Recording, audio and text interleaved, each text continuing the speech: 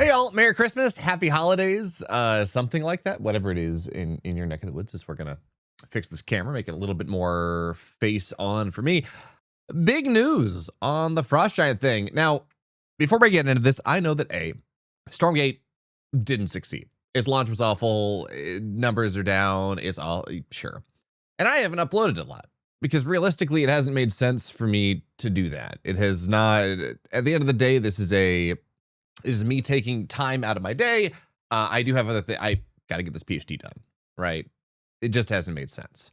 I've been kind of toying around with this idea of making a, hey, you know, what went wrong? Game's dead. Let's move on type of video. I haven't gotten around to it. And I guess I'm kind of glad I didn't, because unbeknownst to me, up until fairly recently, I've been involved. I'm going to try to organize a show match for this weekend to show off the new stuff. Unbeknownst to me, they have been working very hard. I mean, I know there's been a little bit of teasers from Gobsmack, but they've been working very, very hard on the type of patch that we should have been seeing from the very beginning. And I know that part of that was engineering, art, all these things that aren't like straight content had to be done first. That's fair.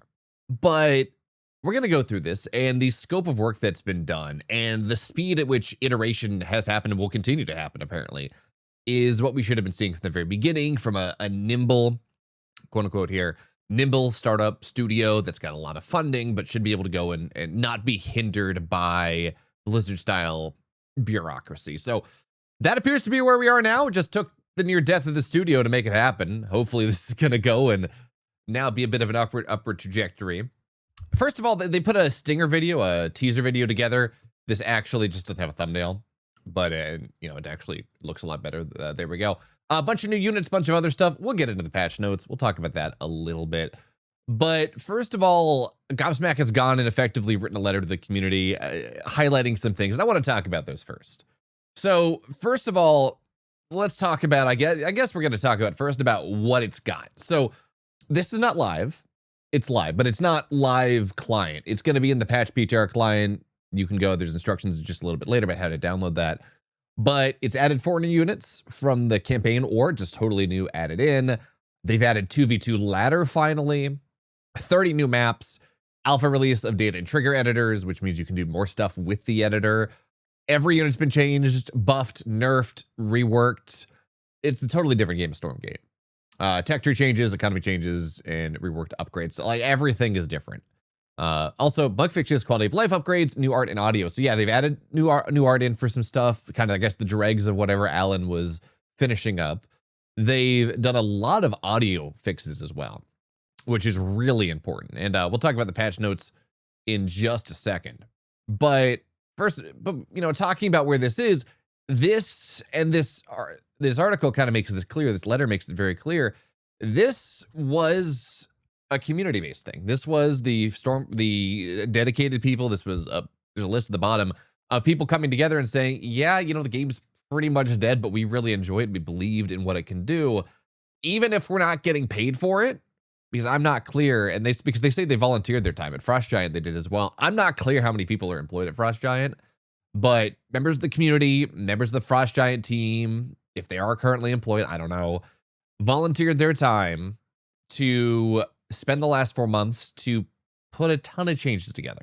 So meanwhile, a small group of us at Frost Giant volunteered our time. So I don't know if there are other projects they're working on, but volunteered means not paid in my mind. So they're putting their time in. Very, very thankful for that one. Together, these efforts make Stormgate's multiplayer versus mode feel far more exciting, strategic, and complete than it ever has before. Tier 3 units for all 3 factions. I don't think Vanguard gets a new one, but there's a new Tier 3 for Celestials. There's a new Tier 3 for Infernals. There's a new Tier 2 for Celestials, and another Tier 3 for Infernals. So now all factions have multiple Tier 3 units. Vanguard have 2, Celestials have 2, and Infernals have technically 3, if you include the dragon. So there we go.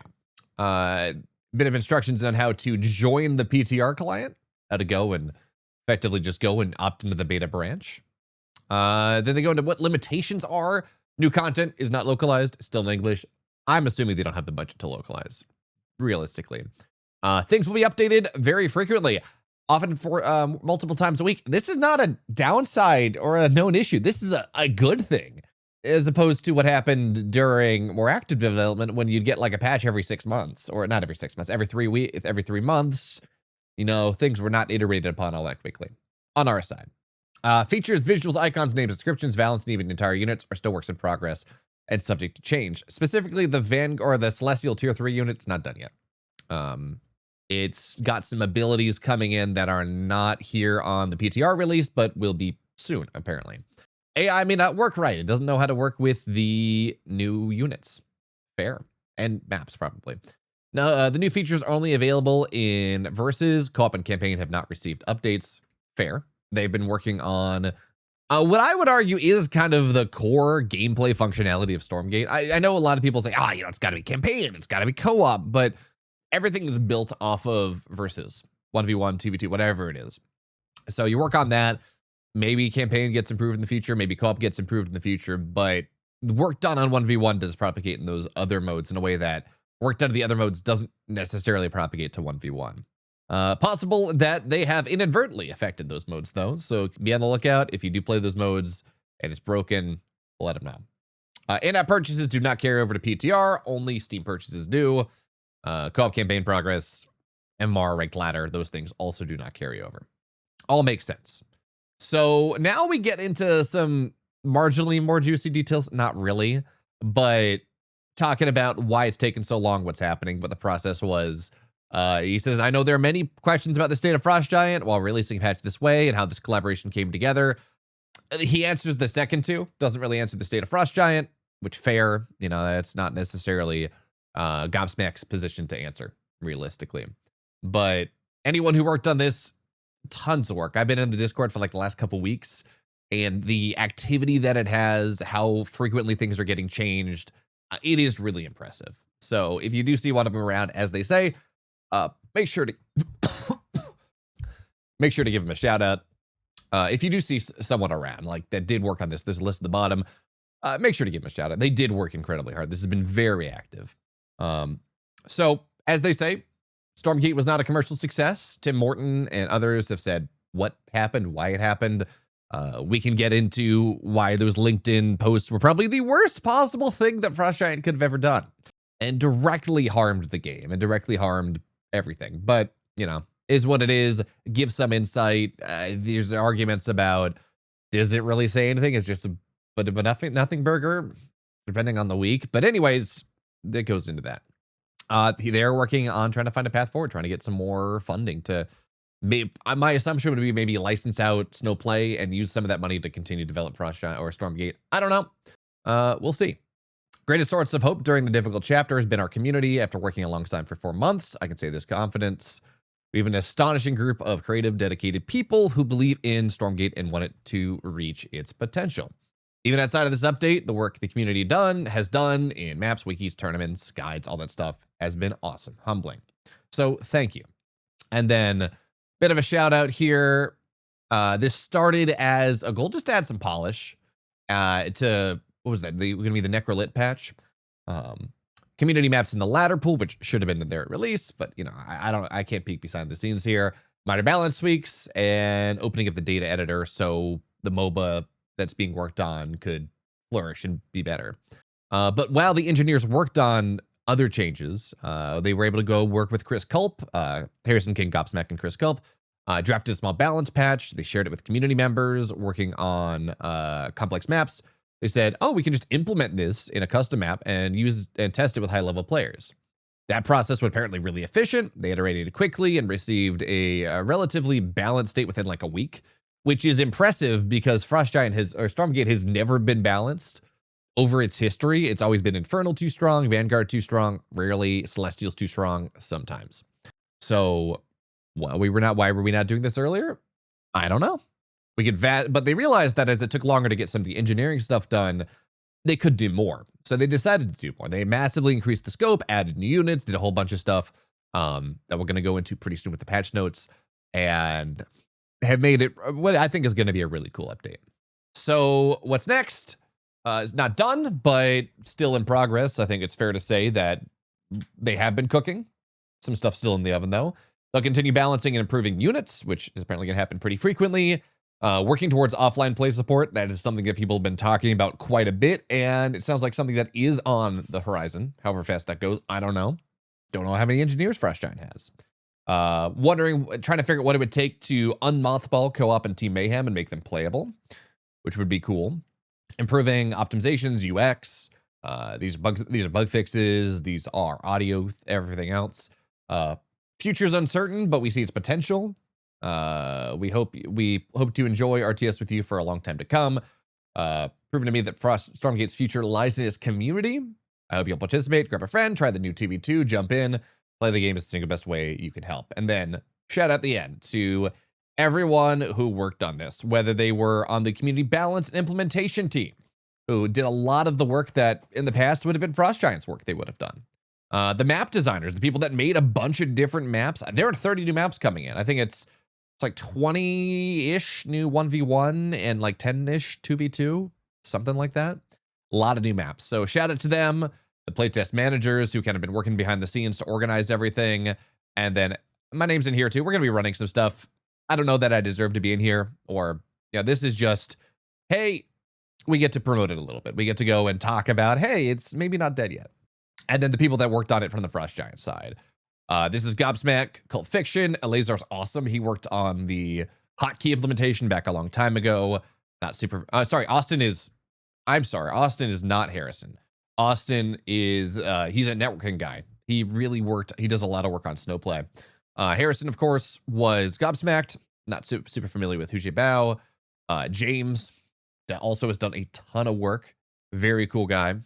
And Ryan Shooter, okay, yeah, doing a little bit more there. I kind of assumed that all the big wigs had stepped away, but Ryan Shooter's still working, and Tim, project support and consultation. So I don't know how active he was, but again, Frost Giant working on this, community working on this. It really has been a labor of love from everyone involved, because everyone knows the game is not likely to, I'd love it to make a comeback. It's not likely to. So everything that's happening here is just because they love the game. They love the promise. They want to do it. They're friends, but they want to keep playing this. So that's what we're looking at. And now let's take a look at the patch notes. It's available to play in public test. We pretty much already read this before. Gold PTRs to create a place we can iterate rapidly and battle test new ideas before pushing it to live. Please go check it out. Here's how you do it. Properties, beta, go and add the PTR. So let's talk about features. 2v2 matchmaking is here. Dedicated leaderboard as well. 30 new community maps, mixture of 1v1 and 2v2, all iterated on, played upon, should be relatively balanced. 4 new playable units have been added to fill out Celestial and Infernal factions. Dominari, which are the Pandora, the caster on a box that Alan came up with. The Incarnate, this is this massive creature that was actually in the campaign, was the big stompy boy that you see in Mission 1. I still want the orb, the sphere, but you know, it is what it is. Carnivex is a Celestial tier 2 frontline unit with stealth. It's kind of like a big mechanical cat, anti-tank. And then you got this Celestial, this Navi, this flyer that's kind of a replacement for the Scythe. Also, the full data trigger and map editor is unlocked. So to access, open the editor, look to top left, and control click the Yeti 10 times. That's really how you unlock it. So it's still a bit of an Easter egg, but if you want to go and have access to everything, you can. Art and visual effect updates, including new weather lighting presets and battle legibility improvements. This is actually something I did add some feedback to, so we'll talk about that. A big change to sound effect concurrency, volume mixing, and announcer line priority. Hopefully this is solved. In fact, there's a massive paragraph where we talk about how this is potentially solved. So increased sound effects concurrency. By the way, this is going to be a long video. These patch notes are insane. They're massive. But increased sound effects concurrency and tune concurrency behavior across the board to make battles feel fuller and more reliably connect sound to the visuals. Previously in Stormgate, we favored the side of lower concurrency for a lot of unit sound effects like deaths, abilities, and so on. It's a balance between 50x's firing and hearing 50 gunshots every second they fire, or just, which is just terribly grading bad performance. On the flip side, some concurrency values were just set too low, so there'd be situations where like only 1 or 2 death sounds would play at a time, with many poor souls dying in silence. Well, you know, all quiet on the Western Front and all that. In the case of specific units like the Argent and the Hedgehog, their attack and impact sounds were set to be very low. Beyond just concurrency numbers, behavior was tuned for each sound to choose between behavior like preventing new sounds altogether or interrupting the oldest and most distant sound effects, so no new sound effects, and the category goes unplayed. Even the way these sound concurrencies are set up hierarchically can create problems. For example, the Weaver has footsteps sounds that plays it walks, but it was sharing concurrency with Weaver attacks and its lashability sounds, so it really stepped on and blocked a lot of its sounds. Hopefully you enjoyed the improvements, and please give them feedback. Reverb has been added to voices and sounds for more realistic feel. Announcer line priority starting to fix inconsistencies in playback. So the highest are main map objectives, Stormgate units and units on bases and units under attack. So no longer will you not get a notification when units under attack. High are hero dying or coming back for like for like co-op stuff. Priority on player, then ally, then enemy. Medium would be ally alerts. Low is capture points. You can read it. Sound effect volumes have been made across the board. Exo and guardsman attack sounds have new sounds. Ooh, maybe they sound better. I haven't actually taken a look at this. And increased sample variety and servo text and effects have been updated. So big sound patch. This is hopefully the sound patch that we've been waiting for like 2 years now. So big improvements there. On to the art. We completed an animation blending pass through the game to make transition between walking, idle, and everything else smoother and to better fit the unit's persona. New lighting and weather effects have been added. Light snow, heavy snow, light rain, heavy rain, infernal ash. A lot of this stuff was in the campaign, but now it's in 1v1 maps. Environmental wetness and wind effects have been enhanced. Most assets, including unit structures, doodads, and terrain will look wet when rainy weather is active. We completed a team color pass on all units for saturation and luminance consistency, as well as improved readability, which is especially helpful in team games. Various unit material updates are made to better distinguish them and help readability. There's more work to be done into this area. Minor structure size unification to better fit their footprints in general. Research structures and Vanguard production structures are slightly larger. The footprints are the same. Ragdoll has death gravity has increased, so units don't float as much. Very nice. Vector's temporal reflection has unique hologram art, which is fun. And then, actually, these are balance changes. We're not going to skip these. So Archangels have a faster animation attack speed, a faster swing, a slower backswing. So that actually is going to change the micro a little bit. You can attack in, and then during the backswing, you maybe back up a little bit. Increased meteor slam get up animation speed. Imps, which of course, if you remember, those are the workers for Infernals. They're 15% bigger. They walk faster. They have a brighter yellow glow in their eyes. A new animation is made, been morphing to an inflamed imp. Blood Tree is now red leaves, always. Hexen now has a mask. Hellborn has been reduced in size by 15%. Argent has been increased in size by 10%. Vector is reduced in size by 15%. And the attack, recoil, animation, and visual effects have been upgraded. They've added 4 destroyed weathered doodads. White Blood Trees is randomized destructible trees. Concealment grass art, so it's less tiled, more natural, is available in several colors. Vector's temporal reflection has unique hologram art. I said that earlier. Gaunt upgrade icons have been changed from green to orange to better match the game. And Pandora and Navi, not Pandora, Dominari, portrait button icon have been updated. Bunch of improved visibilities. Honestly, you'll see this in game. You'll see this on probably Saturday. We'll skip over this for now. Now on to gameplay. By the way, we're like 10% into these patch notes. We've been saying it before, it's massive. So 4 new units, Dominari, the tier 3 caster, Incarnate, tier 3 big melee stompy boy, Carnivex, tier 2 tank anti-tank, and Navi, tier 3 flying caster. So 1v1 ladder has 10 new maps, 2v2 matchmaking has 8 new maps, and more maps are available in the custom games list, as well as in skirmish.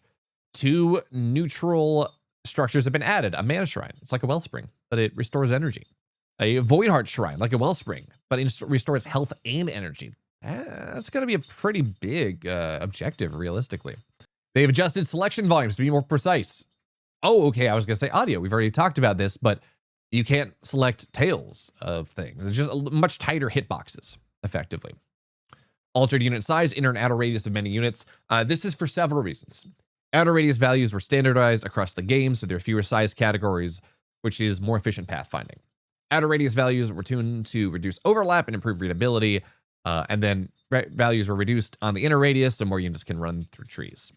Cloaked units no longer interact with Shroud and don't give away their location to enemies this way. Good change. However, cloaked units will still rustle some small grasses, so keep an eye out.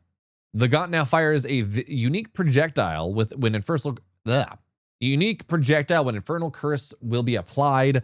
Requires the attack upgrade, and you have to be on Shroud. So it's a glowing glaive instead of a non-glowing glaive. They've also done some performance patches, reducing the CPU cost of each unit, optimized for better performance. So hopefully we'll see what happens here. But supposedly performance is better. Design and balance. Design and updates in this community update are targeted towards 1v1 and 2v2 competitive modes. Don't yet impact co-op with your feedback. They want to test and harden these things first before merging these into other modes. The goal of these design changes has been to deepen your choices in strategy by offering faction-wide units, ability, and upgrade improvements, better quality of life, and bug fixes. So first of all, big economy changes. All Lake HQ start with 1 worker, max out at 3, not 3 and 5. We'll start with 1 worker charge, sorry. All factions have far less Luminite. First Stormgate timing is now 3 minutes instead of 3.5 minutes. They now have the capability of randomly spawning in variable numbers as set by the map designer. For a 1v1 ladder maps, only 1 will spawn at a time, and for 2v2 ladder maps, up to 2 will spawn. But you could have multiple, 3 spawn at once in a 1v1 map. You just cause some problems. Inner and outer radii are updated across the board. Units now fit into one of 7 size categories, which should hopefully make it a little easier to see what's happening in game. Neutral destructible building HP increased from 500 to 2,000. All right, that's a big change. Rich Luminite mines modified to be 1.5 times the value of a regular Luminite. So worth doing. I forget what they were before. I think it was double. So reduce, it's still worth doing, but reduced a little bit. Celestial collection arrays on Rich Luminite mines are now 1.5. So what used to happen was Celestial collection arrays just didn't benefit from Rich Luminite mines at all. And that was not very good. So there's also a big Therium rework on top of your economy starting much slower. Therium now shows 8 workers is the optimal amount to sustainably mine from the Therium generator without exhausting nodes. 4 of 8 is the number to sustainably mine enriched Therium without exhausting enriched Therium nodes. Unenriched nodes, so the gray ones, not the green ones, take 2 seconds to mine. Enriched ones take 1 second to mine. A bunch more starting nodes on the generator. Enriched Therium has been reduced from 1 2/3 to 1. Generation rate is faster on unenriched and enriched. Cargo capacity increased a little bit across the board, well, for imps and servos, but prisms down a little bit. Prism gather period is also increased, which means it gathers faster. Therium is revealed to the game to start to help with building placement. So overall, Therium makes a little bit more sense now, hopefully. I wish they told me what a unenriched Therium gather amount, but probably like 2/3 or something. I don't know. We'll see. So now on to Vanguard changes. Servo charge cooldown decreased by 6 seconds. HP reduced a little bit. Movement speed up a little bit. Attack speed swing time from cut in half. So attacks a little bit faster on the swing. And there was a bug with build speed increases from veterancy. Frost Giant apparently made this fix. So this means you can build servos a little bit faster, but they are going to be easier to kill from an HP perspective, but they can run away a little bit easier. Also maybe slightly more effective in attacking. Overcharge appears to have been nerfed. Decreased armor provided from 50 to 25. The range indicator now matches what it's supposed to. Very nice. Construction speed bonus cut in half. Upgrade construction speed bonus remains at 100%. Overcharge improved upgrading? I don't know how that worked. The movement speed bonus, though, was removed, and it now grants 50% movement speed. So, the upgrade does. Okay. So this means overcharge rushes are just dead. They've been dead. They've been not great, but now they're totally dead. Still solid defensive tool. Still helps you build things a little bit faster, but not quite the insane thing that it was. Command post, central command, high command now give 10 supply instead of 15. So you're going to have to build more supply depots. Sorry, more habitats. Central command is now more expensive in Luminite. Build time has been increased. Same is true for high command, except Therium cost increased a little bit as well, and has better energy regen. I think that's better energy regen. So teching up is slower, which I think is good. I think the release version, the Necrolite version of Stormgate was just you teched up way too fast. You lost out on the mid game in its entirety. So very happy with this. Solar Habitat, Solar Charge can boost charge cooldowns by 25% for allied infernal production. Yeah, okay, that's just for 2v2. But it can no longer target HQ, so you can't speed up your servo production that much. Right in part, Reinforced has been redesigned to prevent healing effects from making the shield functionally invulnerable. It grants a 500 HP shield to a unit that lasts 10 seconds or a 1000 HP shield to a structure that lasts 20 seconds. Blocks 90% of incoming damage. The Sentry Post build time increased from 45 to 60 seconds. Again, no aggressive static defense. You want to build it. Yeah, you gotta build it at home. Flat Cannon damage increased from 22 to additional +4 versus heavy. So better for versus brutes and argents and things like that. Repairmatic no longer heals the units. Oh, I love this. You used to be able to go and like put a servo in a Repairmatic. It'd come back up to full. It was very obnoxious to try to deal with. So these are no longer the case. Biolab built 20 seconds faster. Machine Lab built 20 seconds faster. So while teching up's a little bit slower, getting your upgrades a little bit easier. Lancer does 3 more damage, just flat, which is I think is good. We've had way too much like specialized low tech damage, you know, versus heavy, versus structures, versus light. And I really do believe that baseline units should just kind of be do the numbers they do. Bonus versus light versus heavy versus structures, whatever it is. It just makes it too much of a rock, paper, scissors thing, which is not great. Kinetic redirection has been decreased by 30 seconds. Mitigative Guard, which is the tier 3 upgrade, is now 100 to 100, takes 60 seconds. Damage to the Lancer is reduced, is reduced by 2. You get 3 stacks of reactive plates. Reactive plates are when the Lancer is hit by an attack dealing more than 30 damage. 1 plate is consumed. You can only take 25% of the damage exceeding 30, and you get 1 every 60 seconds. So kind of like a more old Immortal Barrier, not quite, but these are going to be very tanky tier 3 units when they pop out, when you get that upgrade. Moving on to the Scout, the Doggo. Additional 2 damage versus light. You can also research Rundown is the first upgrade for Scout and requires the Biolab. Costs 50/50, so very cheap. And Virillium Claws now require Rundown and a High Command. So Virillium Claws, which is big bonus to light, is now tier 3. So Rundown, which was previously Pounce, it doesn't have any impact bonus damage, but it does slow the target for 30 seconds. It's 10 seconds less cooldown, and you don't trigger it when attacking a Stormgate. Meanwhile, Virillium Claws, which is now tier 3, has been increased from +8 light damage to +5 +4. Okay. So it gives you some base damage and some bonus versus light. So 20 damage versus light, 10 versus other units, versus what was 16 damage versus light and 5 versus other units. So across the board, just a little bit better. Exo got +1 heavy attack. The meme continues. 4 months of iteration, and the Exo gets +1 versus heavy. MedTech just requires the Biolab, so it'll be out at tier 1 if you have the Therium for it. No longer requires tier 2 for Adept Training. Offensive Nanoswarm no longer aggroes units affected, which is massive. It used to be this big problem where you'd pop an offensive Nanoswarm and you would run the unit away and it would just still run right back into the army. It would just aggro everything. So that's really nice. You can effectively micro units out of your ball, out of your army, and they're not going to come back in and do AoE damage. Heal per second reduced from 20 to 15. Damage per second reduced from 10 to 7. Energy cost reduced from 40 to 30. And MedTech and Nanoswarm no longer autocast on warping in units. Warping in? Who warps in? Okay. That's going to be Infernals, because when they pop up, they kind of warp in right next to the structure. You see the unit showing up for just a second before it's live. So Graven are now twice as expensive in Therium, but the Sticky Bomb has been drastic. Actually, the Graven just been totally might as well call it a new unit. Sticky Bomb is now a skill shot. It attaches to a building if it lands on it. It can damage buildings, can stack on targets, and when a unit is attacked with an attached Sticky Bomb is destroyed, all attached Sticky Bombs immediately explode. So you can stack up and blow them up. Does it do friendly? Sticky Bomb no longer deletes other Sticky Bombs when it explodes. Cast range has been increased by 1. Target sort added to Sticky Bomb.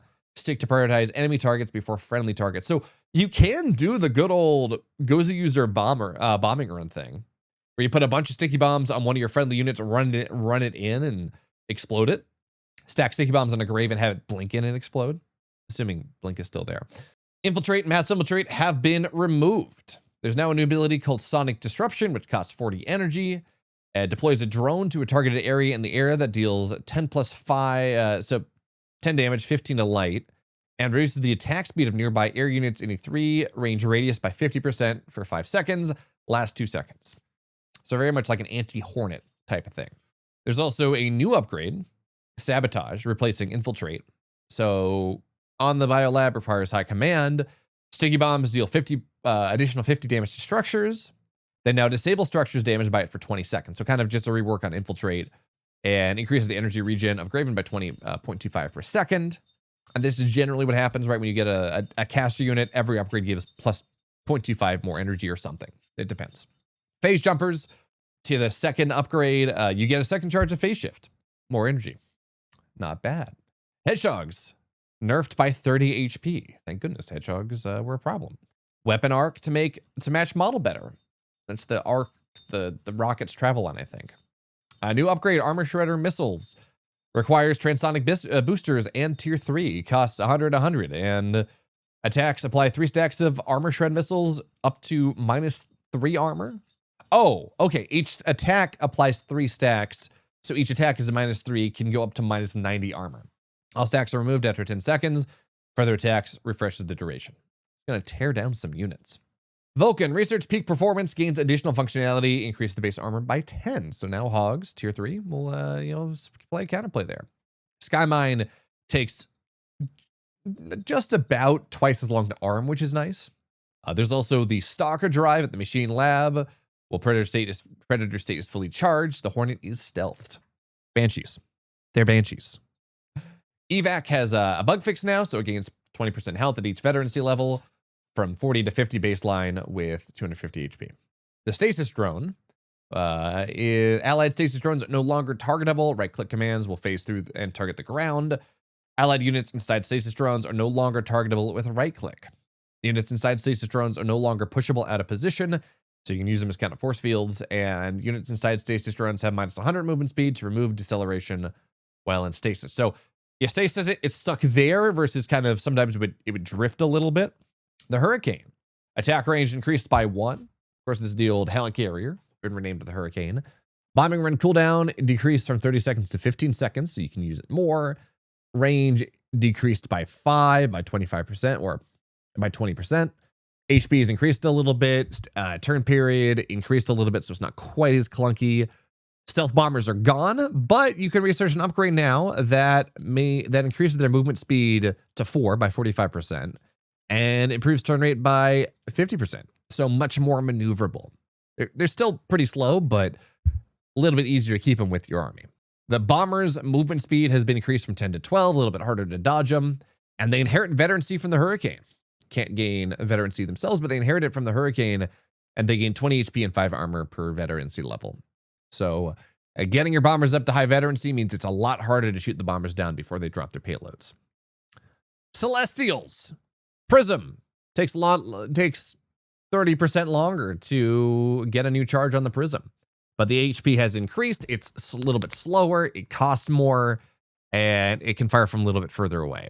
So in general, we're seeing kind of this early game economy nerfed a little bit.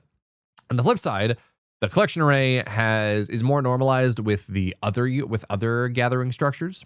So it's from 600 per minute to 825 per minute. HP has been doubled. Power cost is from 8 to 10, so you will be having to buy some more Energizer nodes early to make sure that happens. Shouldn't be able to construct in low power. Apparently that's the goal. Don't know if that's actually true. And power shards should work on the collection array to make you mine more. Matter reallocation. So Grace Light nodes, Energizer nodes, and Judicator nodes refund 50 Luminite instead of 25 Luminite when you turn them into a Morph Core. Morph Cores cannot build arc ships. I thought that was already true, but apparently extra true now. The Arc Ship, Arc Station, Arc Fortress, landed Arc Ships should have priority over flying Arc Ships I'm assuming this is for hotkeys. Power provided is lowered from 20 to 15, so again, buying more Energizer nodes. Can recharge Prism cooldowns while flying, so you don't pause your cooldown while you're flying, which was a big problem. Gain a visual effect to indicate when a collection array is available to produce. Cool. Range of collection array build buff is decreased from 15 to 12 to prevent accidental triggers, so you got to be relatively close to be able to build one where you want it to go. Collection array buff icon is always visible. and this is the buff to see whether you can go and build a new collection array. The building now prioritizes the closest Luminite mine. It regenerates 4 HP per second and is smaller on the footprint. The movement speed bonus on Celestial Hyperdrive has been increased by a further 50%, so 50 to 75%. Should be relatively quick, all things considered, which I like. I do like this kind of mobile faction, so we'll see how that goes. Unless I'm forgetting, pretty sure the Fate Ender Beam is gone, so those problems are not there anymore. Archship is more expensive, it takes longer to build, it must be built in a cascade field, and now HP is decreased from 1200 to 800. So a little bit more expensive, you can't build as many of them, takes longer to build, easier to kill. Arcstation more expensive, takes a little bit faster, but still slower than the Archship by 5 seconds. HP decreased by a little bit, by 200 here, by 400 there. So do start to get a little bit tankier. And then Arc Fortress, same amount of HP as it previously had, is more expensive though, and energy regen is set to 1. I believe that's a buff. Power Surge now increases construction speed by 100%, building movement speed by 50%, and can be used on allied structures beside HQ. So this is for 2v2. Scan is now a tier 2. Purify added to Arc Station and or to flying Arc Stations and Arc Fortresses. And they changed the keybind. Fine. But oh no, Fate Ender Beam is back. So we will see some of those. Where did my base go to heaven? Especially with how with the Celestial Hyperdrive being buffed up a little bit. Change some hotkeys around. Sure. You can rebind those. Default hotkeys have changed. Grace Light nodes, which is the basic, this is the healing node, excuse me. Energy reduced by cut in half, armor cut in half, energy doubled, energy regen doubled though. So it seems to be a lot of changes trying to incentivize people to go and build their static defense before they need it. Let it get time to set up. We saw this for Vanguard as well. Grace Light Endowment immediately heals 10 HP, and then 600 over 30 seconds. The heal over time is canceled. The unit takes damage. Don't remember what those numbers were previously, but the cancel was still a thing.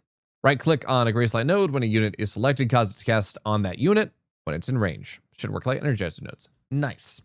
Energizer nodes. Autocast range decreased by 2. Can now be built independently. Actually, this is true of Judicator nodes as well. When constructed, a Grace Light node is first built and then automatically morphs into an Energizer node, so you don't get it straight. It does take a little bit of time. Armor cut in half, more energy. Energized autocast no longer targets Energizer nodes, so you didn't have this weird circle jerk going on. You can manually target Energizer nodes. You cannot energize constructing or morphing targets. They got to be done. Fixed a bug where Energize transferred 2 energy to targets for each 1 energy they had during Power Surge. So hyper efficiency is gone. Judicator nodes, much like Energizer nodes, you can build them directly, kinda. Armor cut in half, more regen, attack damage has been decreased. So you're gonna have to build more of them for static defense. They're not quite as strong. Christian Chamber now can build the new unit. Starforge. Scythe is gone. It's dead. No longer a unit. Saber shifted the position Scythe used on the command card, and Navi has been added in. New unit. You can build it now. Guardian Nexus, Celestial Hyperdrive upgrade, position shifted top row. Upgrade for Carnifex added where the Celestial Hyperdrive is. Fair enough. Ascension to Matrix you build it a lot faster now. Requires the Arc Station. So it was tier 2, but now this is baseline tier 2 instead of baseline 2.5. Scythe upgrade's gone because there's no scythes. Saber upgrade changed. Navi upgrade added where the Saber one used to be. Cool.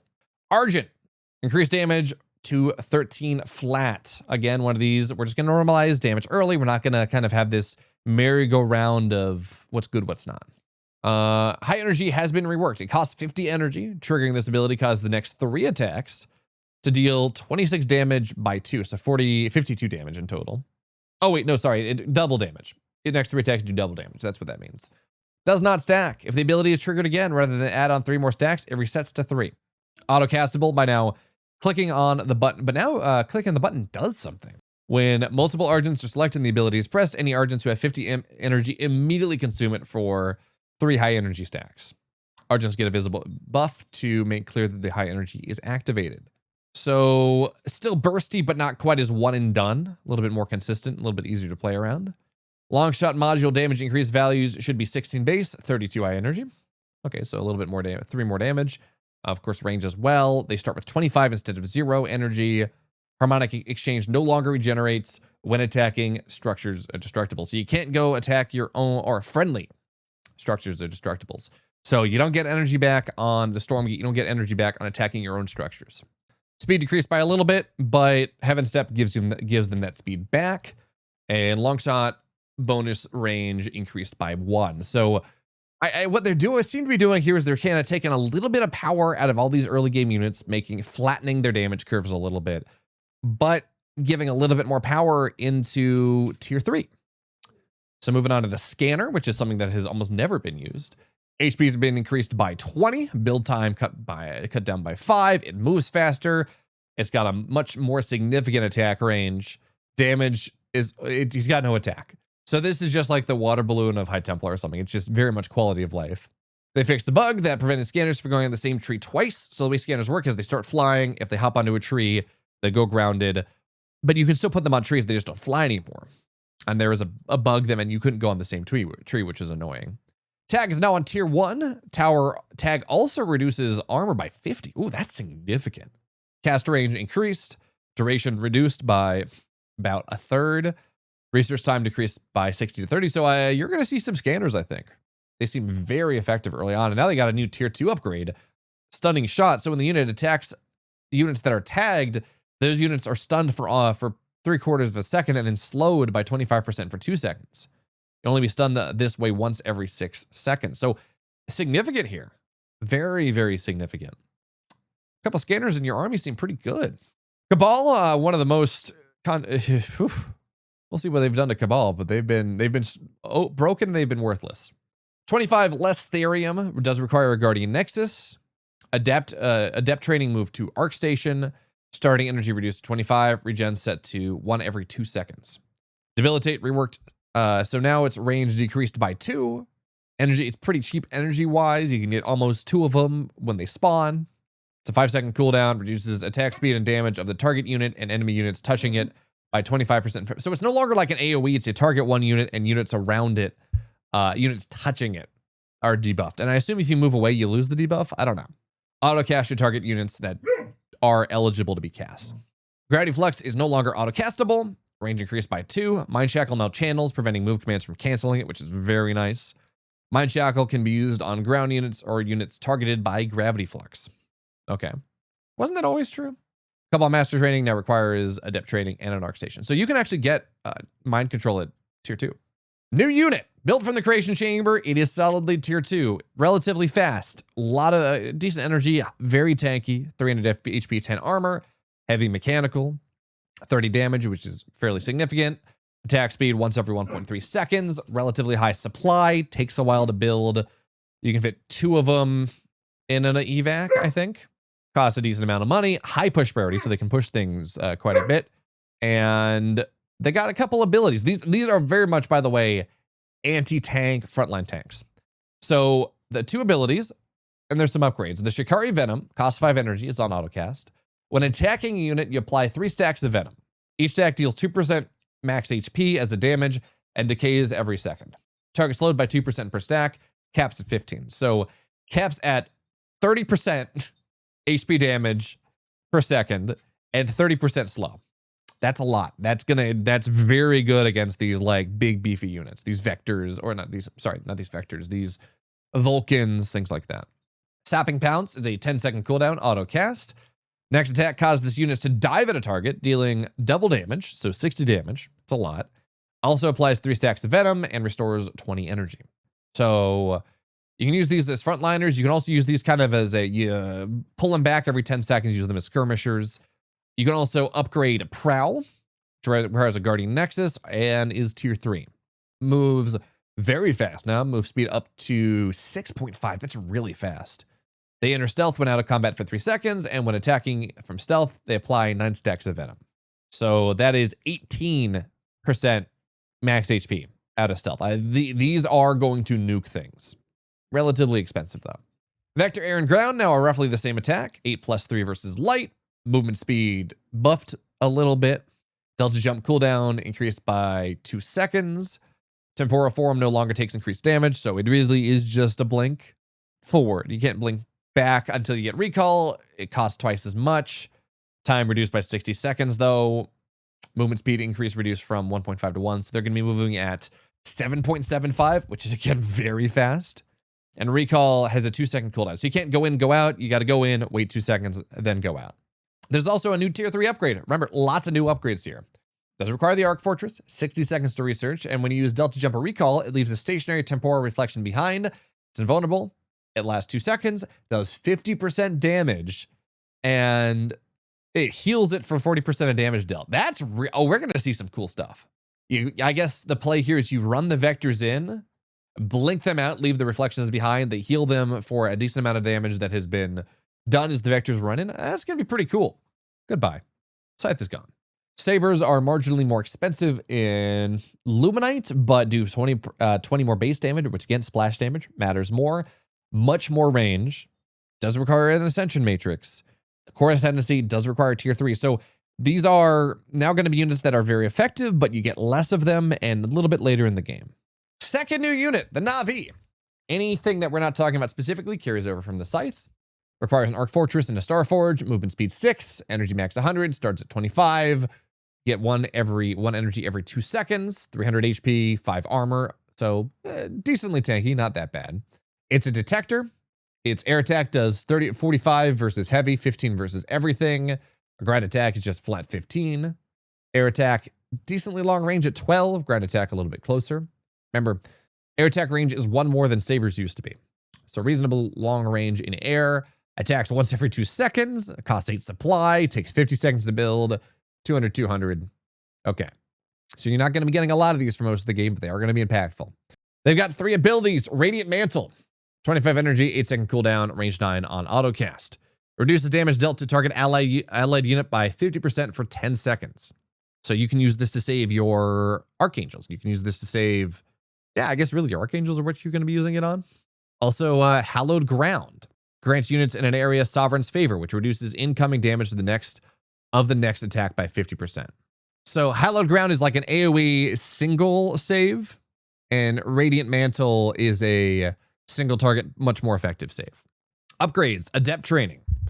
Unlocks Sovereign's Decree, a little bit more energy regen. I wish we knew what these did. Oh, wait. Yeah, we just don't have... Okay. We don't have what Sovereign's Decree does. This is missing in the patch notes, but Hallowed Ground is this. And I believe Hallowed Ground is channeled from what I saw in the playtest. So as long as it's there, next attack by 50%, but it does drain. I believe it drains energy from what I saw. Seraphim are not dedicated anti-ground. They do attack air. Attack range reverted to 6. So you gotta be relatively close. Ground attack increased to 22. Air attack, I don't know how it can be decreased because it didn't attack air before, but decreased to 14. So we'll have some impact versus air, primarily versus ground. Attacks a little bit slower. The abilities are gone. They've changed them. So there's now a new ability called Wind Run. So when this unit takes damage, reduce incoming damage by 50% and increases movement speed by 25% for 1 second. Refreshed every time it takes damage, 5 energy, and autocast. So these are actually going to be relatively tanky. I don't know how much HP they have, but they're going to be relatively tanky. Kind of like the old Saber idea, or a Scythe idea a little bit. Condemnation has been reworked. It now is 50 energy on autocast. It fires an energy beam that deals 200 damage to heavy ground structures, to ground, and 100 damage to ground or air targets. Wait, sorry. I said structures because condemnation was structures. 200 damage to heavy, 100 damage to everything else over 5 seconds. So maybe not quite as strong as I thought it was, but this is a nuke. Is on tier 3 though. Dark Prophecy is now Animancer Adept Training, which I assume means Unseen Veil is Mastery. So this makes more sense. I like this more. Swapped them around so you can get the splash damage a little bit faster. Movement speed has been buffed on Unseen Veil by 50%. So now you move 150% of what you used to. Animus Redistribution cooldown lowered from 8 to 2 seconds. Drain per energy increased from 20 health and 20 energy to 30 and 30. So Animancer is just buffed across the board. And if it dies while being redistributed, you refund 15 energy. Animancers are going to be strong, I think. We'll see. Archangels, a lot more HP, 250 more HP. Attack swing is more responsive. Starting energy reduced to 25, and now you get 1 every 2 seconds. So flying mode has been reworked. Angelic Descent is gone. Meteor Strike now costs 0. Area damage cut in half down to 50. Slow impacted for by 60% for 5 seconds.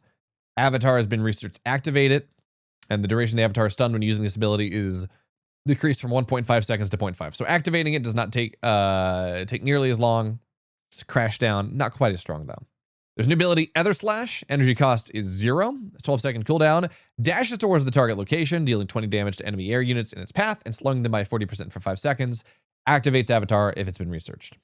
That's anime as hell. I love that. That's fun. Dash forward, do some damage, activate Avatar form. New ability, Reprieve. 8-second cooldown. Removes all debuffs from the unit and deactivates Avatar. So there's a lot of micro here on these Archangels. So ground mode has been reworked. Now Angelic Ascent has been removed. Now there's something called Skybreak. You ascend into the sky, dealing 50 damage to enemy air units in the area. So more interesting Angelic Ascent. There's also a new ability, Censure. Energy cost doesn't cost any energy. 12-second cooldown, autocastable, defaults to off, deals 0 damage. Targets an enemy in range, leap to that unit, and stun it for 1 second. Avatar has been researched, activate it. And then Reprieve disables Avatar. Removes all debuffs. Lots of stuff here. And then Scorched Earth has been removed, but you can research Avatar 60 seconds, 100, requires the Arc Fortress. When you use Meteor Strike, Ether Slash, or Censure, it activates Avatar, gaining 40 armor, and if grounded, resilience to enemy disables. I believe that means you can't be lashed either. Its attack become ranged, deal 40 damage in a line. Primary target takes 120 damage. Enemies hit by these attacks are slowed by 20% per 3 seconds. Consumes 5 energy per second and is disabled when you run out of energy. Yeah, avatars are good, or Archangels are going to be really strong. And there's a lot you can do with them. This is going to be, I'm pretty excited to see how these work out. These are going to be pretty cool, I think. They're going to be very strong. Infernals. Charge reduced by 2. Attack range, or charge cooldown decreased by 2. Attack range decreased from 3 to 2. A little bit faster, so same deal. Although you actually, but this is buffing Infernal economy just a little bit. Flaming Imps. HP now down to where imps are. Flame on immediately morphs the imp to the inflamed imp, but stuns it for 10 seconds? Doesn't target Stormgates or non-hostile structures unless specifically commanded to. Reduced by 0.5. Attack range decreased from 2 to 1. Missile speed increased. No longer has a timed life. Okay, so these are like, you got to prep them for it. They no longer time life. Explosion damage decreased from 100 plus 50 to 50 plus 30. No longer counts as a worker. Cannot be picked. Oh, I liked my burning imp flanks. Cannot be picked up by transports. It's got a fire hazard, too hot to be safely picked up. Gains an ability that self-destructs the imp when pressed, dealing its explosion damage. All trees caught in this explosion radius are also destroyed. So these are more like Banelings now. I mean, they always were, but they're going to play, you kind of prep them for fights. A 10-second stun means they're not, you cannot use them reactively to defend worker lines. Supply by structures, now down by 5. You got to build more meat farms. Tribute pyres. Greater Shrine, more expensive, takes longer to build. Elder Shrine requires, oh, I like this. You don't have to build Twilight. Often as Infernals, you would be building Twilights or Twilights just to get to tier 3 in games where you weren't really playing Twilight. So I like that. It is more expensive though. And the Incarnate has been added bottom right position of command card. Energy regen set to 1. Effigies no longer prevent loss if they're the only structures left. I have won games like this. This is a good change though. Hellspawn restores 2 charges. Cannot target HQs. Increases build speed by 2,000 for 2 seconds when using an allied Vanguard Celestial production structure. So this is a 2v2 change. Using this on structure prevents it from being used on that structure again for 75 seconds. So it's no longer a get out of jail free card. Like, I don't need a lot of structures. I can just go and Hellspawn. Not really.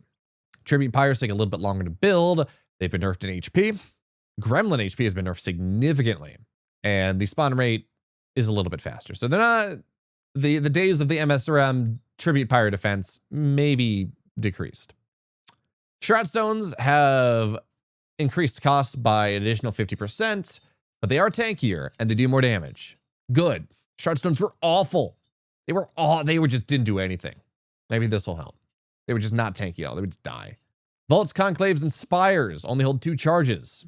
Building starts with 0 charges when construction finishes, down from 1. So you got to build them a lot earlier to get stuff out of them. Charge cooldown is 25 seconds. Build time decreased from 80 to 40 seconds. So you got to build them earlier, but it doesn't take as long to build. Command card changes, sure, fine. Darkness Spreads is now on the Bloodstream. The Ritual Chamber upgrade has been added for the Weaver. Cool, we'll talk about these soon. They're just changing command card stuff. Upgrades, Blood Tree is, yeah. Blood Tree now is upgrade for the Hellforges, or the, excuse me, Darkness Spreads, that's a tier 3. Yeah, that's a tier 3 upgrade to have Shroud go a little bit further. Now on a unit upgrade, unit changes. Brute Sunder Soul threshold for providing 2 fiends decreased from 90% to 75%. A little bit more room to micro. Now they're not as expensive, but you can fit less of them in a dropship. No longer triggers Infernal Fury when attacking a Stormgate. Probably that's good.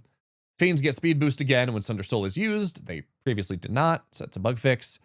And Obsidian Horde, which used to be Fiend Explosion, good. Fiend Explosion was just not a good name. Obsidian Horde is better. Increases brute armor by 10, and now doubles the amount of fiends when created. So 4 when above 75%, 2 when below. And fiends gain 50% HP. I like that. That's a little bit fairer, I think. Fiends on Shroud damage increased from 7 to 10. Off Shroud, so it's the same. Damage on and off Shroud, both to 10. Rend effect on fiends requires the Infernal Fury upgrade, so tier 1 upgrade. Armor rend reduction increased though. So they're not as broken early, but once you get Infernal Fury, they're going to be pretty good. Hellborn outer radius decreased. I believe, can these fit through trees now? They might be. Damage reduced from 30 or 75 versus heavy to 60 versus heavy. Molten Touch is now gone, but they do have a new ability called Inferno. Requires research Inferno. This is Elder Shrine, so tier 3. Next attack, it lights at the target and needs the cone behind it. On fire, these units are dealt 10 plus 10 versus heavy damage per second for 50 seconds. So it destroys trees in the cone. So 50 damage or 100 if you are a heavy unit. Of course, there are purges now in the game, so there are purges, so you can reduce that. Magmadon requires a blood tree now, not just tier 2, but the stun is gone. The trample now periodically stuns as a baseline. Damage has been buffed versus everything, but reduced versus heavy. Trample damage increased to changed from 100 plus 50 versus heavy to 125 plus 50 versus light over 6 seconds. Okay, that makes sense. I mean, that's just trample. Magmadon's being anti-heavy just never made any sense. This makes a lot more sense. Gaunt is now faster. Attack bounce damage increased from 2 or 2.5 to 2 plus 1 versus light. So a lot more tools to clear out light units for the Infernals now, which is nice. But they don't bounce baseline. They do require soulbound chakrams to bounce. Cost of the upgrade has been doubled and takes a minute now. So you're not going to get it out quite as early. Does do a little bit more though. But baseline and Gaunts are not as good. Hexen has been nerfed or been buffed by 25 Therium. Skull of Shedda now applies curse to the targeted unit and deals 10 damage, down from 25. Slows the targeted unit by 40% for 5 seconds. Is now faster, has more HP. Gains stealth when the ability is cast from Shroud. It is a detector and should reveal around the enemy when used on them, which was the original functionality. Time life decreased by 15 seconds. So this is all really good. I like this. I forget what Shadow Weave did for Hexen, but it has been removed. So Miasma should still be there, or Necrotic Hexfield should still be there. Oh no, sorry. Shadow Weave means Hexens move faster on Shroud. They no longer do. Weaver, Lash Energy cost decreased by 10. Energy reduced to 25. Regen set to 0.5. Lash autocast to target enemy units properly. New ability, Shrouded Assault, which was previously Mistborn Assault. It's the Adept training. So now you got upgrades for the Weavers. Cooldown 40 seconds, cost 50 energy. This unit and all allied units are raised 5 around its stealth for 20 seconds, while in Shroud and out of combat for 3 seconds. When an allied unit exits stealth, they gain 50% attack speed for 3 seconds, only castable while on Shroud. So Weavers are now a jump scare, which is, I think that's good. All right, these were Cthulian horrors, and they should be. New upgrade, Research Adept Training, Mistborn Assault. That's that upgrade we were talking about. There's also Mastery, which means cooldowns recharge twice as fast while on Shroud. The new unit, the Dominari, one of the new units. Although a new unit should be the Dominarus. Dominari should mean multiples. Hey, as a Latin nerd, please. Specs are here, so movement speed relatively fast. Starting energy 25, seems to be pretty default. Not very tanky, no armor, 220 HP. 25 damage versus heavy, 15 versus anything else. So not doing a ton of damage. Not crazy amount of range. but it's all about the spells, right? So traits, Wrath of the Domina, the passive. They deal double damage to units carrying a Pandemonium debuff glyph. Pandemonium costs 60 energy. Increases wave width, decreased wave speed slightly, not implemented. So they're going to do this in the future. It unleashes a wave of dark energy that travels forward in a direction originating from the caster. Enemy units caught in this wave are marked with a glyph. When allied units attack targets with Pandemonium debuff, 50% of their weapon damage is returned to them as HP. So it gives your army lifesteal. Every second the Pandemonium debuff glyph is on an enemy unit, it grows in power. If the unit is hit by another wave of Pandemonium, the glyph will explode, dealing 15 plus 10 heavy. More damage for each second has been applied, then a new glyph will be applied. If the unit hasn't been hit by another Pandemonium wave within 5 seconds, the glyph will expire, dealing max damage. When glyphs expire, they remove helpful buffs from the affected target units. This is strong as hell. It is expensive, though. And it is going to be this interesting interplay where you're going to want to have System Shock. You want to have the Celestial Dispel against it, because otherwise this is going to blow up armies. Death March, 40 energy, 6 range. Requires an upgrade. Dispels all harmful debuffs on allied units in a target radius. Rather small. Radius 3. Grant target units 25% increased movement speed and attack damage for 10 seconds, but you lose 3% max HP per second. So it's effectively stim with no healing, because Infernals don't have healing. This is going to be fun. And then the Master, the tier 2 upgrade, or the final upgrade, Dark Ablation. Target one of your own units. Kill this unit, consume their soul. This restores 25 plus 5 times supply consumed energy, which means that, say, a 4 supply unit is going to give you 65 energy. 45 energy. Cannot target resilient units, so it can't target your big boys. Target Sword for the Dominari with the highest energy, but under 75. So that's awkwardly written, but when you have all your Dominari selected, whoever's closest to being able to cast spells will cast Dark Ablation. That doesn't already have 75 energy. So upgrades both require Elder, one into the other, 6 seconds each time, 100, 100. Okay. Shadow Flyer no longer dive bombs, now has Corrosive Bomb. Targets an area, the unit plunges it into the ground, sacrificing itself to explode into a corrosive acid that reduces the armor of all units and structures in the area by 50 for 20 seconds. Stacks with Bloodburst. That's a lot. Harbinger now actually lands on top of units. Used to kind of search for an open space, so Seismic Slam is gonna work now, and they've nerfed it accordingly. Yeah, so that's fair. Spriggan has 25 more Therium. Damage is now flat, so 8. I believe that's 8 times 3, so 24. On hit debuff percentage of Binding Saliva, 2% to 3% on slow production speed. No longer decreases production speed. Upgrade has been removed, but now Vengeful Expectoration. Retaliate upon taking enemy damage with an attack that applies maximum stacks of Binding Saliva. Cannot occur more than once every 20 seconds. So it kind of makes sense here to like run these in individually, let them die, maybe, and just max the Binding Saliva on. I don't know. Dragon requires Twilight Spire, 200 more HP. Build time is now instant. Charges with the Incarnate. Elder Shrine begins with 0 charges, max 2. It's a 2-minute charge cooldown. But cast range now doubled. Cooldown is cut down by 1/3. It's now resilient and it's more microable. So it's been buffed, but it's still harder to get to. Even harder to get to than it previously was. And the new unit, second new unit, the Incarnate, requires a Blood Tree Elder Shrine. Same charge system as the Flayed Dragon. Cost 750, so same as the Dragon. 15 supply. Similar stats otherwise to the Dragon. It is resilient. A ground weapon deals 120 or 240 versus structures. Air weapon range is 15. Attack period is 0.75, so attacks twice every second and a half. Damage is 60 or 120 versus heavy. Incarnate. I love these patch logs. Some of these are like written normally, and some of these are written like change logs in like a dev log, like a GitHub or something.